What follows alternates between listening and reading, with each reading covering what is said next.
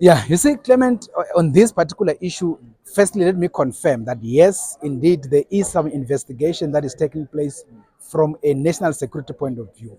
But from a border management point of view, we have already issued a statement that clarified our role. And our role is very clear. When people arrive in the country, the first thing that we do is to do port health on those particular individuals, meaning we have to analyze the people and assess them and check their temperature levels.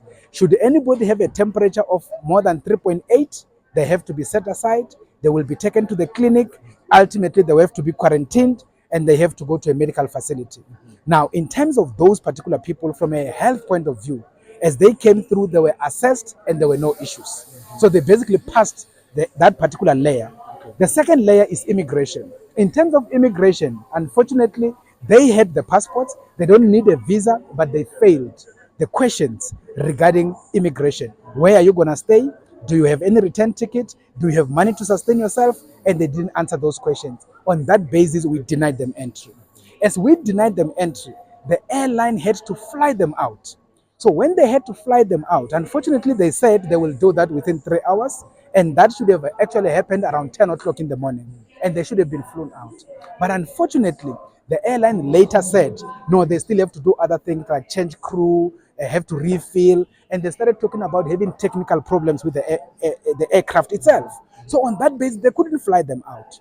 And because they couldn't fly them out, then we have a challenge where we have concluded our work. When they were supposed to be flown, the airline is failing to do so. Now, what do we have to be doing? What we have to be doing is we have to say, airline, what do we do in this situation? That is why when it became difficult for them to stay in the aircraft, we had to speak to AXA, and AXA brought in the buses. We removed children and women out of the buses, out of the airline. They were into buses with clear ventilation in terms of aircons and everything. They were given food and all of those kind of issues. But the delay was not a border management delay. The delay was about the airline having to take them out.